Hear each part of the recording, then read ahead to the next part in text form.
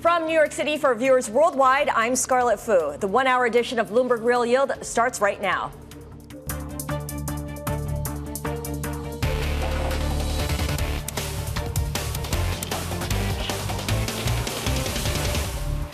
Coming up, the Supreme Court strikes down President Trump's global tariffs, sending treasuries down and yields up. While stubborn inflation data, coupled with weaker GDP, signals the Fed can afford to take its time with lowering interest rates. And the fallout from Blue Owl's decision to restrict withdrawals from one of its private credit funds. We begin with the big issue, a weakening case for immediate Fed rate cuts. We have to watch inflation. We have this global reflation trade going on. Most of the economic indicators, not just in the U.S. but globally, have actually been signaling that you're going to get a decent start to the year. The roaring 2020s is still very much intact. We've got the economy doing extremely well. The economy's fine. The labor market is not stressed, nor is it overheating. There has been some stabilization, but we are not out of the woods. Under the surface, there are plenty of things that have got people worried. There are some headwinds for inflation that can keep it elevated. We have been waiting for this soft landing for 3 years, and it is arriving. The interest rate structure doesn't need to go back down towards zero. There is an intellectual basis for a cut as well. Fed policy just needs to be more data dependent. The data so far don't justify having lower Fed funds rates. We're of the view that they're actually a kind of near neutral, if not accommodative territory. And that was the state of debate before 10 a.m. Eastern time today. So that brings us to our chart of the day. The U.S. 10-year yield getting a pop after the Supreme Court's decision to strike down President Trump's global tariffs. Now, given how oral arguments went last year, the High Court's actual decision was probably less of a surprise than the timing of its decision. Earlier this morning on Bloomberg, John Stolfus of Oppenheimer Asset Management gave his take on how markets are responding to this ruling. Think of the uncertainty we have been living with since 2008, then the COVID, then the supply chain disruption, and look where the markets has come from. The markets tend to like uncertainty. It gives benefits for the short-term traders, leverage people initially, and then in what gets thrown out sometimes like a hot potato, some perfectly good stocks, offers opportunity for intermediate to long-term investors. And that was John Stolfus on Bloomberg earlier today. Let's bring in our international economics and policy correspondent, Michael McKee, who joins us now with more on the Supreme Court ruling. So, Mike, is this seen as good news or bad news for the economy, given that American companies won't have to pay these IEEPA tariffs, at least the way it's constructed now? Can I be snarky and say yes to both sides? We don't know where we're going to end up here. So it's sort of like the ride where you are temporarily weightless. We're in that state because these tariffs will go away, and that would, in theory, maybe mean a pickup in consumer spending if things are cheaper. It might help business investment. But the president's going to put on more tariffs. We know that. They've been talking about that forever. And we don't know what they're going to be, and we don't know how it is all going to work. So for the economy, it's kind of a nothing at this. And the Fed, everybody wants to know what the Fed's going to think of it. They're just going to sit back as they did when the tariffs were imposed and say, well, let's see what the impact is on the economy, and then we can react to it. Right. I guess the bigger question, too, is what this means for the trade deals that have been signed with different countries and the trade deals that are still being negotiated, because those were done with the tariffs in mind. They were kind of structured around those tariffs. Now that kind of all, we've shaken up the chessboard and you're kind of back at square one. That's an interesting question because you're right. A lot of these trade deals were based on the fact that we're going to tariff you this much, sign a trade deal, and we'll drop that to this much. And now, since they can't do that with the reciprocal tariffs, then the question is, do countries want to enter into these agreements, especially or carry on ones that have been signed, especially if you don't know what your next tariff is going to be? If I've agreed to pay a 5% tariff, but then you put on a different tariff under a different regime and it's 10%, then to me the deal is void. Yeah. So that's something that they're going to have to work through. And you join us every week, and you bring on a chart with you when you speak with us here on Real Yield. And you've got one on revenue from tariffs. What does it show? Well, you were just showing the 10-year yield, and the 10-year yield in part has been rising because people are worried, starting to get worried about the U.S. level of debt. This chart shows the revenue that the tariffs have brought in, there's three different kinds. There's the white, which shows the IEEPA tariffs that were ruled illegal. Trump has non-IEEPA tariffs, and then this says pre-Trump tariffs, but they were actually mostly things that he put on, like the steel tariffs, that have just been maintained. Those two, the gold and the blue, are going to stay. Right. Then some part of that white is going to be filled in, and you can see that most of the revenue is coming from the IEEPA tariffs because they're broad. They're all over the whole world, and you can't really get away from them. So we'll see how the president puts things in place. Most of the other provisions that he can use are for putting tariffs on sectors rather than countries. So it'll all depend on how this is constructed. But what it could mean is less revenue from tariffs, which could mean then the government sees a bigger budget deficit, and the president's idea of closing that goes away. Well, we'll see how the White House responds. Caroline Leavitt, the White House press secretary, says that Trump will hold a press briefing on the Supreme Court's tariff decision at 12:45 p.m. Eastern time. And of course, we will take you there when that begins. Mike McKee, thank you so much.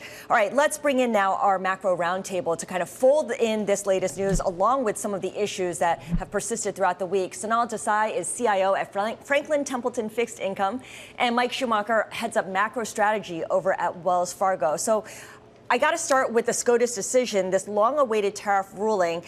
Sonal, let me start with you. How significant is this ruling for the economy, for the bond market? So, okay, I'd started with saying that I agree with Mike. It's actually really far too early to tell because the administration has made clear they want to make up some of these tariffs. Having said that, I was of a very small camp who didn't think the tariffs would have an important economic impact on the US. Hence, taking the tariffs away is unlikely to have an enormous impact on the US. It does have some impact on budget revenues, the fiscal deficit, and of course 10-year yields. But in the end, the US economy was huge. And what we're talking about is huge. It's close to $30 trillion. And you're talking about $170 billion in terms of tariffs. Assume they all go away, it's a tax cut. And that's kind of good for the economy. And it's bad for the budget deficit. Mike, I wonder if this is an input that's kind of out of the market's comfort zone. It's not an economic data point, but something kind of more nebulous where the timing is really in question. How should we judge today's market reaction where yields went up and you're seeing a bit of a steepening in the yield curve? I mean, it might just be a knee-jerk reaction. Yeah, it's a good point. Markets really haven't done all that much, frankly, and I think it's because to a large degree, this was anticipated. If you look at some of the online markets, Poly Market, for instance, yesterday had something like a 75% chance that SCOTUS would do this sort of thing. So the market said, aha, we're pretty much on board with that. When you think about the follow-through, Mike McKee mapped it out pretty well. Yes, bigger deficit, more treasury supply, higher yields, it makes sense. But if you already had assigned a 3/4 probability to something like that happening, it's pretty tough to get super excited. Now, I will say the key point here is we don't know yet what the administration response is. Clearly, there's going to be one. Press conference, I'm sure, will be fiery. It'll be interesting. But we have to wait for more info from Mr. Trump and Scott Bessent. Absolutely. And of course, as I mentioned, the president to hold a press conference in response to the Supreme Court ruling at 12:45 p.m. Eastern time today. Let's talk about what this means for Fed policy, because the bond market's view, the consensus view, is for 2 cuts this year. Is inflation or employment the Fed's biggest challenge this year, Mike? It's probably a bit of both, frankly. You need both to behave relatively well. And the Fed's in a fairly good spot, frankly. I think it's relatively comfortable with policy. If you look at the minutes that came out the other day, I'd say mildly hawkish was our interpretation.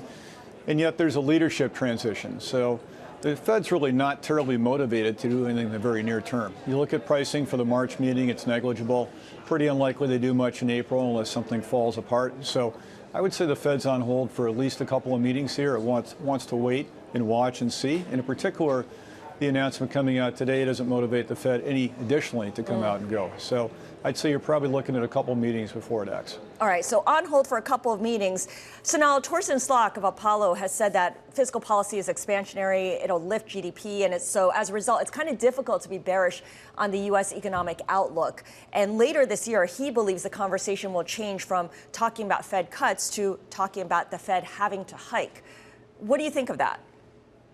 So, I'm not going to go as far as talking about hikes, but I think I've been on the record for a couple of years now, talking about several years, talking about where I thought neutral Fed funds should be, nominal Fed funds, which actually is closer to 4.25. So I see Fed funds currently in moderately expansionary territory. So I definitely don't see any need for additional cuts from here, given the current macro backdrop for the real economy. As we go further into the year, if we do see those tax refunds coming in as they are, as outlined in the big, beautiful bill, if we see that fiscal impulse coming out in the size and scale that has been envisaged, I think it's not unreasonable to assume certainly no more rate cuts this year. And if inflation responds to that strong impulse to consumption, you can't rule out anything, I'd say.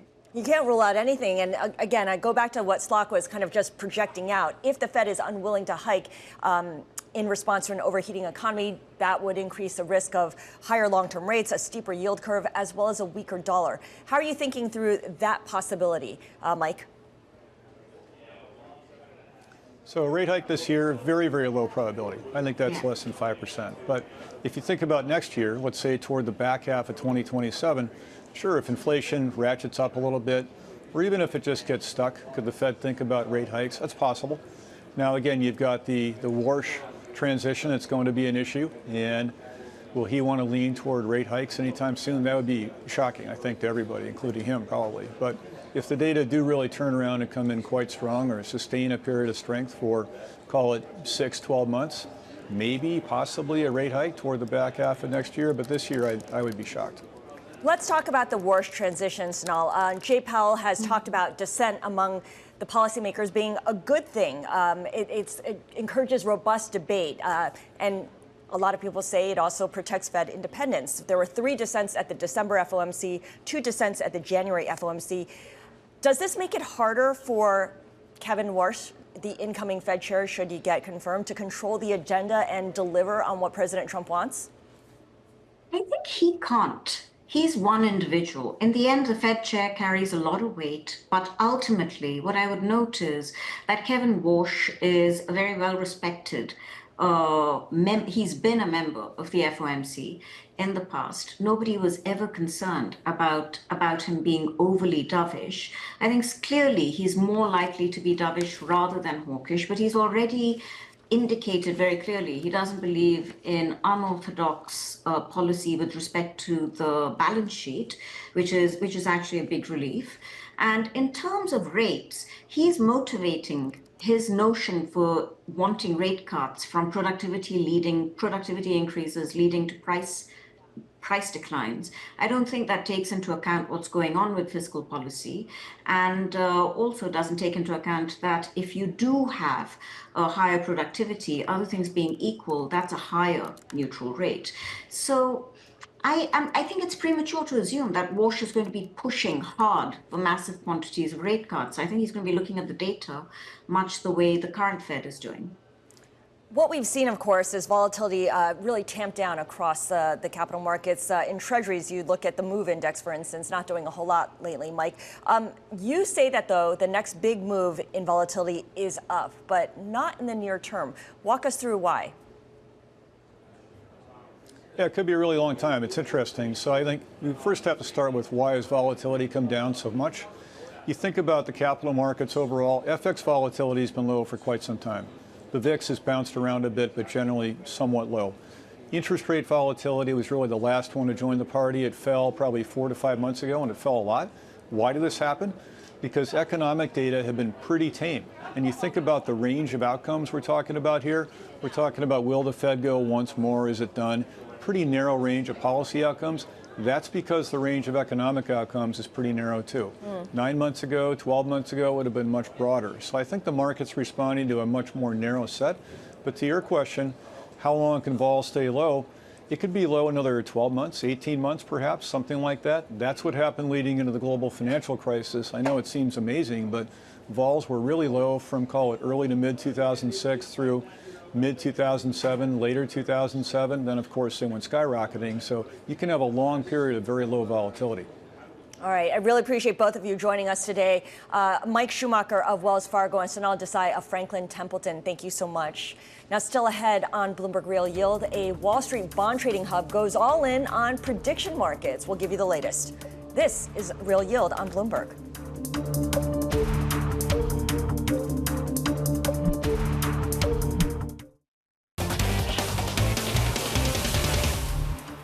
I'm Scarlett Fu, and this is Bloomberg Real Yield.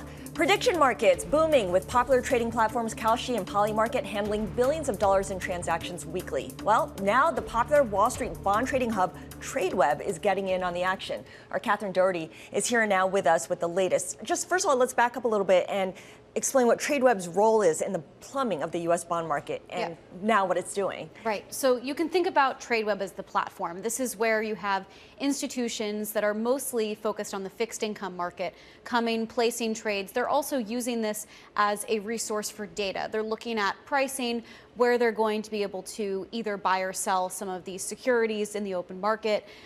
This is both helpful for predicting what the market is going to do in the future, and then currently these are real-time prices where they can transact on the platform. So why this matters of this deal with Kalshi specifically is now the prediction market pricing is going to be streaming into the Tradeweb platform. So those institutions aren't going to have to leave. They can stay on the platform that they're using to transact government bonds, other types of debt. And now they can take in new pricing for this new market that is emerging. And the hope, the goal, is that eventually Tradeweb might even add trading capabilities. So again, everything that they've been doing in terms of transacting with fixed income securities, they can potentially in the future do with prediction markets. Okay, so for now it's going to be input, but down the road it could be something more. Does Tradeweb service retail investors or institutional investors mainly? So mostly institutional. They've been expanding to serve some of the retail brokerage firms. However, they're really known first and foremost as big institutional hub. Think asset managers, insurance companies, those that are handling very large orders.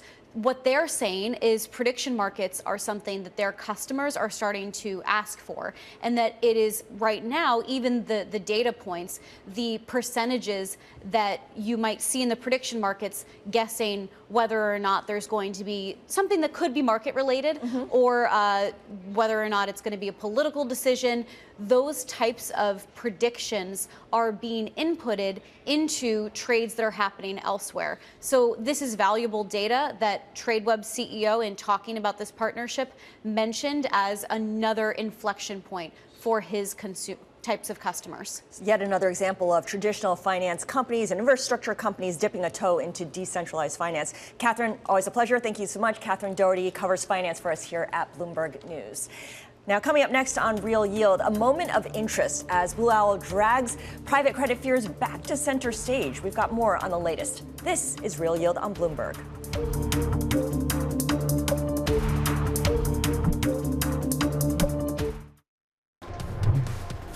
It's Friday. I'm Norma Linda. Let's take a look at your midday movers. First up, we all seeing a few stocks in focus. We do see that tariff-linked stocks are on the rise. That's after we did get a SCOTUS decision that showed that Trump's tariffs are illegal. Among many stocks in focus, we do see some of those retail companies, of course, on the rise after the news. But we also did see furniture stocks in focus because they have been the subject of a lot of price increases here. But we are also keeping our eyes on shares of Apple. They're rising sharply after the ruling against tariffs reached a session high of almost $265 per share. According to Bloomberg Intelligence, Apple recognized around $3 billion in tariff charges over the past year. And speaking of tariffs, President Donald Trump is planning to hold a press conference later this hour at the White House. The White House says Trump will speak at 12:45 p.m. Eastern. We'll bring that to you live when it happens. Those are your midday movers. I'm Nora Melinda. Now for a moment of interest. Private credit concerns top of mind for investors and companies this week after Blue Owl restricted withdrawals from one of its private credit funds. We checked in with Apollo President Jim Zelter, who tells us that he does not see anything of concern within his firm. there are some great companies in our sector that have been victims of let's move on and let's pare down positions in periods of uncertainty. So there's nothing fundamentally that investors have told us that there's concern about our company or sectors, but there are certainly concerns about the growth of private credit in aggregate. And we've been pretty consistent for our stock long term to create the value that we believe it will. We're going to need to go through a credit cycle. Yet there's plenty of concern when it comes to Blue Owl. The latest is that the firm is selling a $1.4 billion portfolio of loans to help return cash to investors. It found 4 buyers for the loans. Olivia Fishlow has been covering this story for Bloomberg News and joins us now. Olivia, let's just take a step back here. Why are investors in that one particular Blue Owl fund, private credit fund in particular, trying to withdraw their money, and have they been able to do so?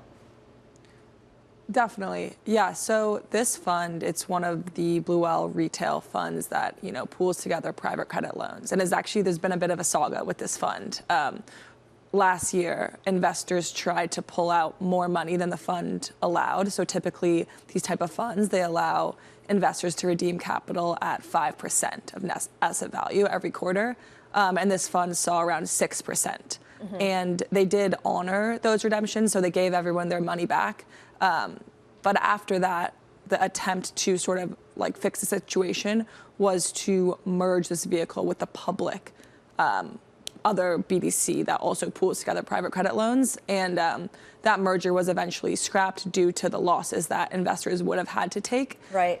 So now what we're seeing is this is sort of the next solution in order to make investors whole and give them their money back is to actually sell assets within the portfolio, because this is a type of private credit fund that was always meant to, at one point, return capital back to investors. So very quickly, Olivia, it looks like they did sell those loans at near par. That should be encouraging, no?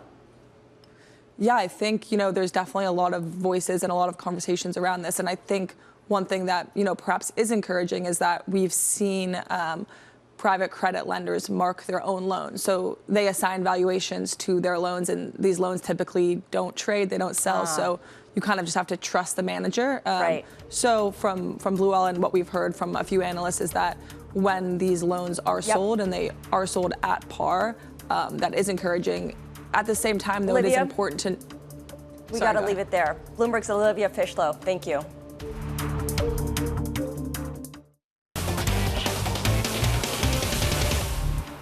I'm Scarlett Fu, and this is Bloomberg Real Yield. It is time now for the auction block, where we highlight the big credit issuance of the week.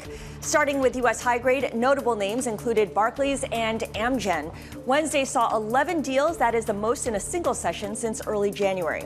Let's move over to Europe, where investors piled into Verizon's euro and sterling hybrid bond sales. Verizon raising $2.25 billion from its euro offering and $600 million from the sterling sale. Demand easily outpacing both sales. And a $330 million leverage loan to 2 units of Consolidated Energy, better known as Con Ed, is being marketed at what would be the biggest discount in more than 2 years. Initial price talk is offering the loan at 88 cents on the dollar and at a spread of as much as 5 percentage points above the benchmark, according to a person familiar with the matter. Now, sticking with credit, Matthew Mish of UBS is watching flows into the investment grade market. Take a listen. We are more concerned with AI disruption and the impact on the loan market in the near to medium term than we are on oversupply from the hyperscalers and potential for supply indigestion. That, in my view, is a medium to longer term concern, or no concern at all, to be candid. So we're up 20 to 25% in USIG. I think the demand, we think, is going to remain quite firm, and the market's prepared for it. But you are saying on the flip side, the effect of AI disruption, the concerns around the loan market filtering into issuance, where you're almost down 15 to 20%, and our latest forecast is down 20 to 25% for the full year. All right, let's dig into all of this with our credit roundtable, because there's a lot to unpack. Winnie Cisar is global head of credit strategy at CreditSights, and Vishy Tirupattur is chief fixed income strategist and director of quantitative research at Morgan Stanley. We talk about investment grade credit. There's a ton of cash coming in, clearly, and not enough supply to meet it. And the latest data show that investment grade attracted $3.77 billion in inflows in the last week, building on the previous week's $4.3 billion. Year to date, our James Crombie tallied it up to be more than $30 billion. Vishy, let me start with you. Spreads keep returning to very tight levels. Every dip seems to be bought. What's driving it? Who's behind it? So a number of things are happening. Some of the secular buying that we have seen from from the likes of life insurance companies in the U.S. that remains because the fixed annuity inflows continue to be there, and you need a product, investment grade product with something like in the 5 to 6% yield level. That demand is a big difference over the last few years, and that sustains. And given the level of interest rates, we expect that to remain the case. So there are challenges in other parts of the credit markets, but in the investment grade space, spreads remain tight, and we do expect a lot of issuance. So over the course of the year, we expect some spread widening to absorb this massive amount of $1 trillion of net issuance coming through this year. Would need some spread widening, very marginal. We expect our spreads to widen from where we are about 15-20 basis points. So our year-end number is for 95 basis points, which is still a pretty tight level. But it is not happening because of anything untoward in the credit fundamentals. Credit fundamentals remain, for the investment grade market, actually pretty good. So, Winnie, as Vishy talks about some spread widening, I'm wondering what changes the incredibly strong technicals in investment grade? What could trip it fundamentally?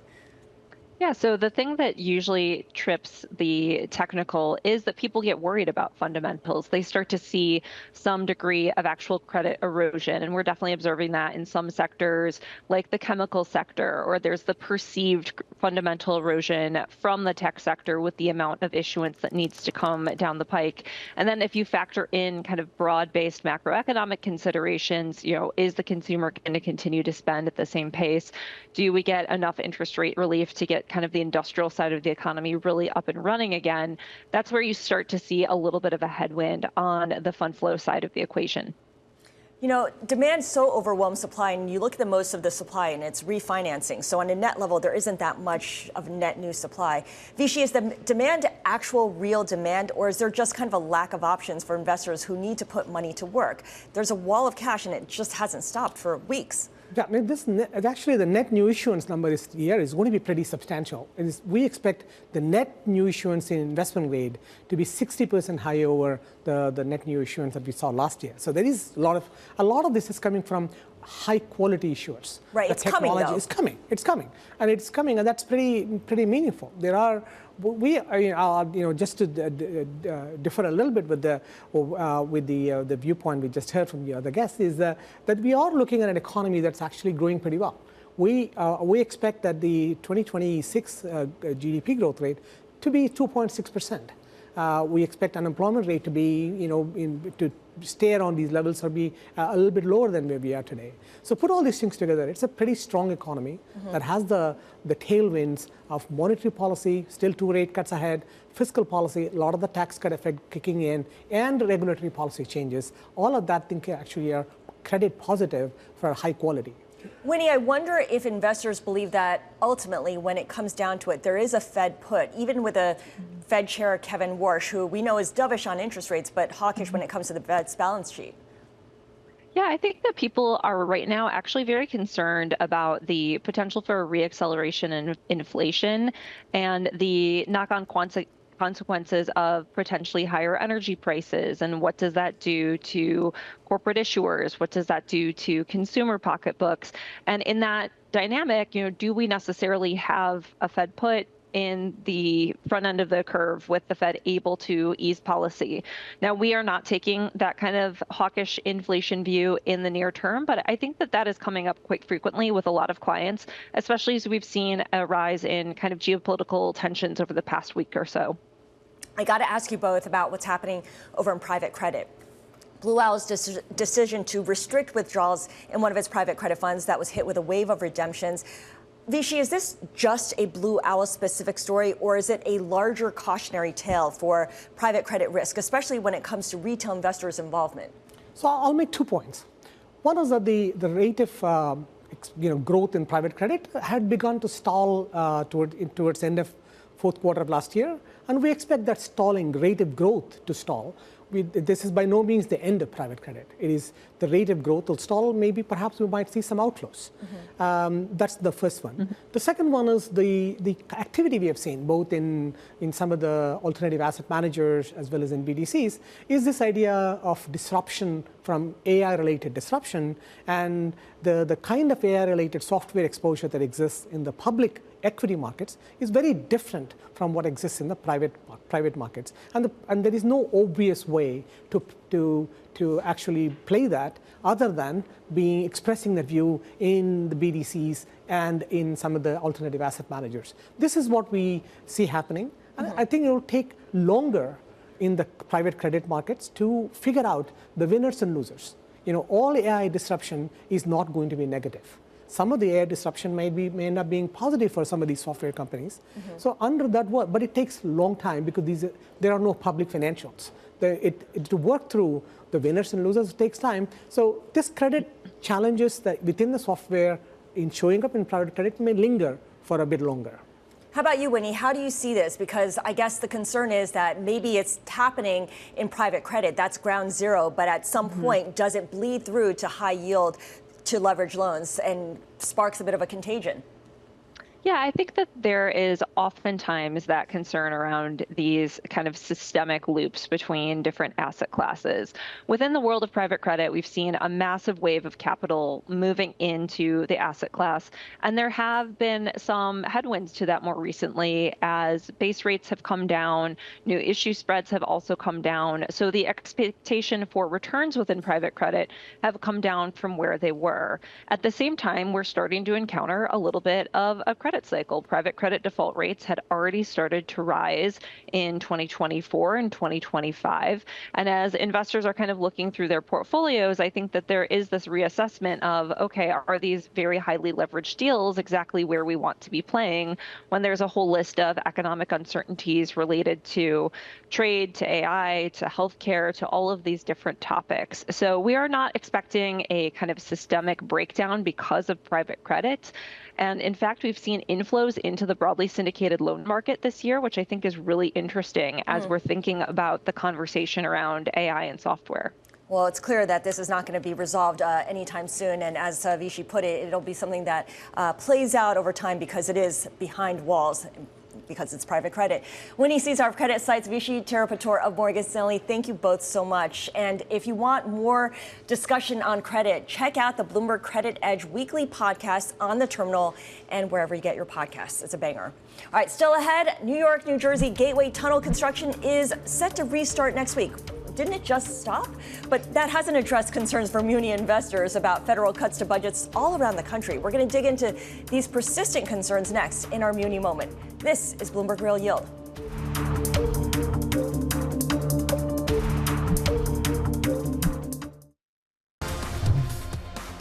We're just about halfway through the trading day in New York. I'm Nora Melinda. Let's take a look at your midday movers. First up, shares of Walmart are declining. That's after HSBC cut the recommendation on the company to hold from buy. The analyst saying that while Walmart's fourth quarter results were solid with volumes growing and e-commerce performance strong, the outlook for 2026 is quote-unquote surprisingly weak given solid trends. Also, Blue Owl Capital shares are falling for the second day in a row. That's after a decision to restrict withdrawals from one of its funds raised fresh concerns for the private credit market and sent shares of asset managers lower yesterday. And finally, Akamai Technology shares are down after the software company gave an outlook for adjusted earnings that's weaker than expected for both the first quarter, and the full year. And the U.S. Supreme Court struck down President Donald Trump's sweeping global tariffs. President Trump is planning to hold a news conference any moment at the White House. We'll bring that to you live when it happens. Those are your midday movers. I'm Nora Melinda. All right, let's talk more about tariffs. Bloomberg's Tyler Kendall is our White House correspondent, Washington correspondent, but she is in New York for the day, and luckily we asked her to come back and join us to give us some more context on everything. The actual announcement that the Supreme Court ruled against the president's tariffs was not too much of a surprise given how oral arguments went last year, but the timing did take everyone by surprise, and the president was meeting with governors when it came through. Right, a pretty remarkable account from the Louisiana governor, a Republican, Jeff Landry, who was in the room and said that when this tariff decision came down, it, quote, overshadowed everything, because you can imagine that the administration was caught off guard. With that said, a lot of court watchers going into today did indicate that because the Supreme Court chose to hear the case on such an unusually aggressive timeline, they might have wanted to make a decision sooner rather than later. And we know that part of that is there is just so many complicated factors here, including that this could tie up trade negotiations and what that potential refund process is going to look like. And that's something that the Supreme Court didn't want to touch. It's just punting it back to the lower courts, right? Essentially, right? And that is going to make a very complicated legal battle ahead, because we know that individual importers are going to have to submit their individual claims if they ultimately want to get a refund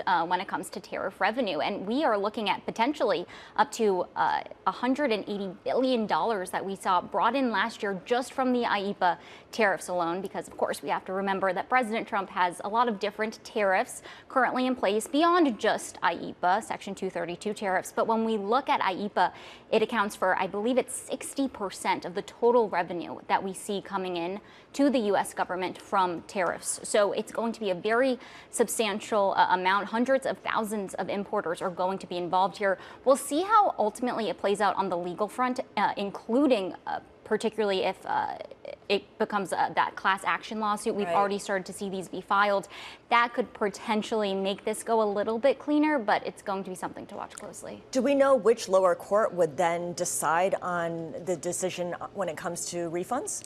It will very likely go to the International Court of Trade. That was the one in New York where the original case was seen before it ultimately ended up getting appealed all the way up to the Supreme Court. So that's most likely what's going to happen here as we await further details. All right, fantastic. And of course, the president set to speak. It was supposed to be at 12:45 Eastern time, but we will keep an eye on the goings-on in the White House briefing room. Thank you so much, Tyler Kendall, Bloomberg's Washington correspondent.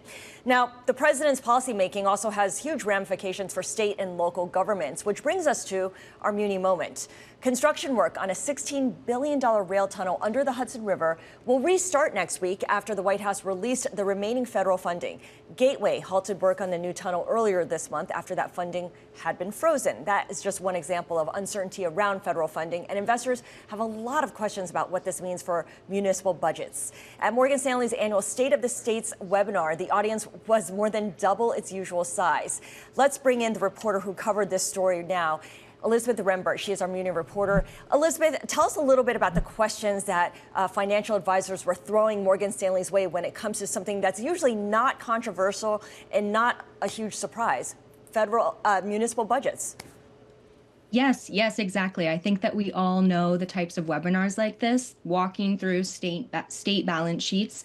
But in this case, there were a lot of questions about just how Trump's funding policies and then his style of this kind of stop and start support for projects like the Gateway project that you mentioned could trickle down and impact the bonds that these state and local governments issue, and then also the credit quality of these projects and debt. I guess it's a simple question, but is it as simple as the states that are most vulnerable and exposed to delays in federal fundings are blue states, the states that we've already seen kind of get targeted, the New Yorks, Californias, New Jerseys of the country? Those were the states that financial advisors had the most questions about. And of course, we've seen those targeted actions from the Trump administration in these states. But when I spoke to Craig Brandon, who is the co-head of municipals at Morgan Stanley Investment Management, he pointed out that these economies are huge. They issue a ton of debt. There's a lot of demand for especially like California bonds. And so we're not seeing it transfer into the municipal market at this point, but there is a lot of questions. People really are wondering about the impacts. Absolutely, especially in high tax states like California. These have got to matter a lot. So there is anxiety and there is uncertainty. It may not be showing up at the pricing or the issuance of munis, but I wonder how it is showing up. Is it affecting demand in any way? Is it affecting flows in any way? No, they're still seeing really solid demand.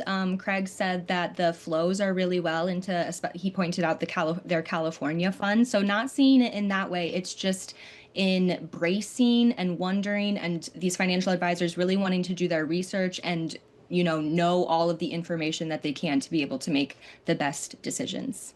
So state budgets overall are tighter, and that definitely affects appropriations for other muni issuers. And here I'm thinking about hospitals, universities, colleges. Walk us through what that means when you look at tighter federal lending to the states, appropriations to the states, and how that affects issuance down the chain.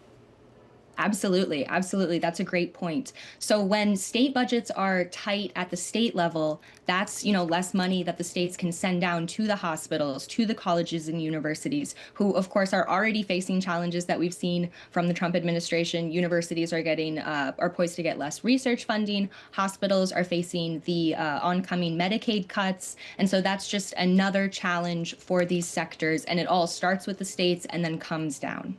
All right, municipal bond reporter Elizabeth Remberg joining us. Thank you so much, Elizabeth. Really appreciate it. And just a reminder once again that President Trump is expected to speak at the White House press briefing momentarily. This follows the Supreme Court's decision against his tariffs. We'll keep you posted. This is Bloomberg.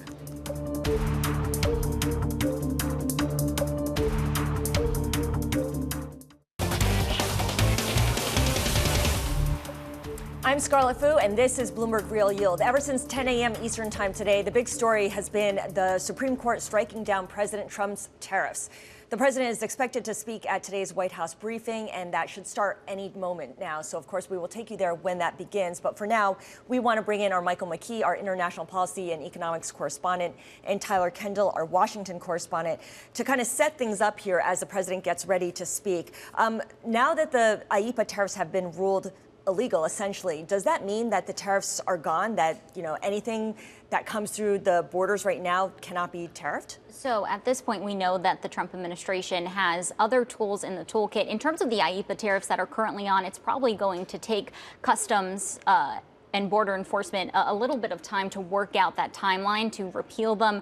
It's often a complicated legal process to put the tariffs on and then take the tariffs off. But there also could be this period where we're going to maybe see some new tariffs announced to supplement the fact that we're no longer going to have the IEEPA tariffs. Now, of course, this doesn't extend to those tariffs enacted under other authorities that are already in place, like Section 232. Those are those national security related tariffs on a broad range of critical industries that this administration has been focused on, particularly when it comes to countering China: steel, aluminum, autos, pharmaceuticals.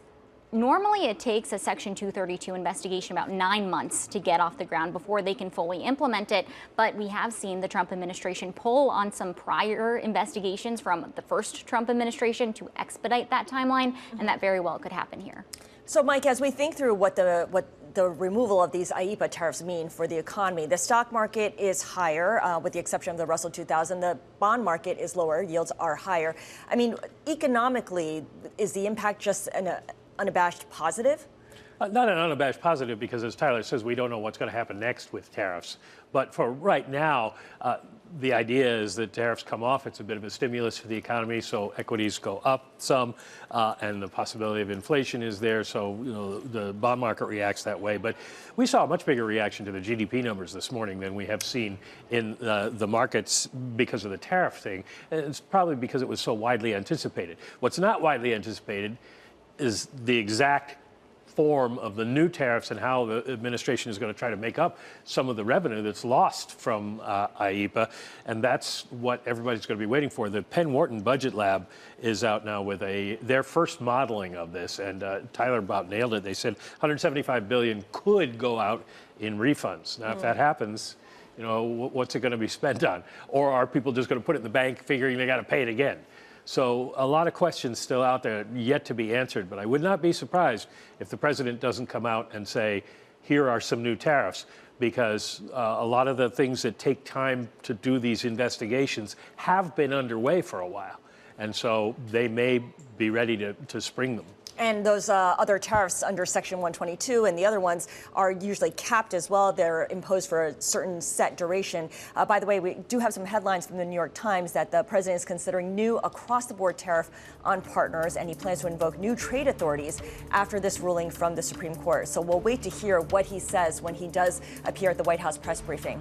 From New York, that does it. Thank you so much to Michael McKee and Tyler Kendall. Be sure to tune in to Balance of Power next in Washington.